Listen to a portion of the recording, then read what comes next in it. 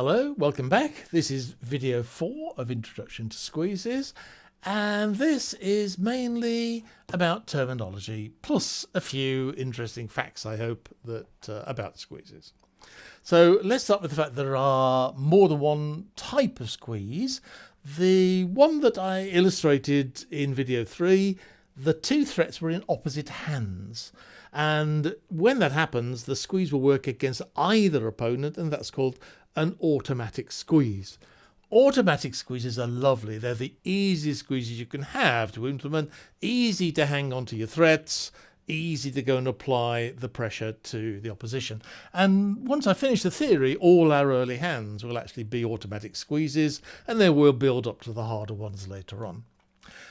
You can do squeezes if the threats are in the same hand, but normally only against a particular opponent, either the left-hand opponent or your right-hand opponent. So because the position of the busy player matters, that's called a positional squeeze.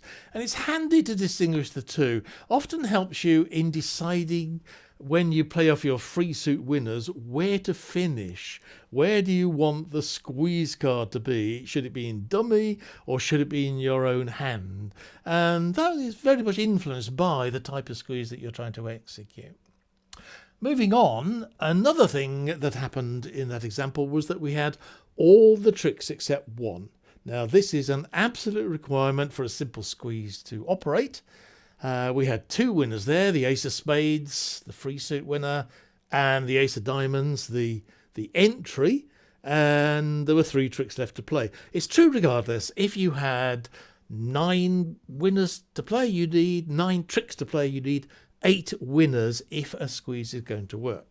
And I'm sure you can see why. If you don't have those 8 winners, that means you've got an extra loser. An extra loser means an extra card that the busy player has.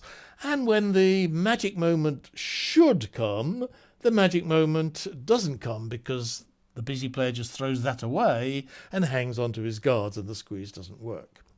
So being in that position is called having the count. And if you don't have it, well, you need to get it, and you get it by conceding tricks to the opposition until you achieve what you want, all the tricks but one. You concede them by, say, having ace to 3 spades, opposite 3 small spades in your hand. Just lead a small spade or even 2 small spades. How many tricks do you want to give them? If you had 9 winners and 11 tricks to play, lead a spade, give them 1, you'll be down to still 9 winners, but 10 tricks to play. Now you will have the count. So doing that is called rectifying the count. And it's a word I absolutely love. Nobody ever uses adjust, alter, correct, or any of the other words that you might use. Every time I see the word, I just think, oh, this is so buried in the past. And one last term I need to define, and that is the concept of extension. If you have additional winners in the entry suit, it makes absolutely no difference to whether the squeeze takes effect. In the example, we had ace and another diamond, and the defender had to hold on to jack of diamonds and a support card. So suppose you've got another winner, you've now got ace, king and another diamond. That's your 2 winners and a threat card. Now the busy player has to hang on to jack of diamonds and 2 support cards. He has exactly the same problems of having too many cards that he needs to hold on to. So having additional winners makes no difference. The busy player still has to keep the too many cards in his hand. And I call this extra cards having an extended suit. It's not standard notation, but it appears so often in the examples we'll be working through that it's handy to actually have a term that just allows us to refer to the fact that there are additional winners in the entry suit.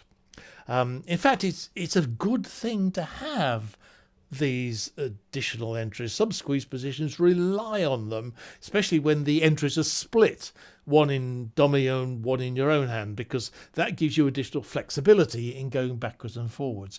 So I'm putting special emphasis on this because I often see players, as they execute a squeeze, start to have their mind drift a little, and they think, while I'm thinking about this, I'll just cache and they cache one of their cards in the entry suite. No. Leave them there for as long as possible. Only cache them in the squeeze ending, unless you really do have to use them to cross from one hand to the other to do something. But as a rule, you do not have to do that, and just keep the additional cards. Okay, well, that's all the additional terminology you need. You'll be riveted in your seats, I know, but in the next video, we are going to have a look at how we actually make the squeeze operate. So taking us from when we decide we're going to do a squeeze to the ending, which we've already seen operating. Bye-bye for now, and hope to see you soon.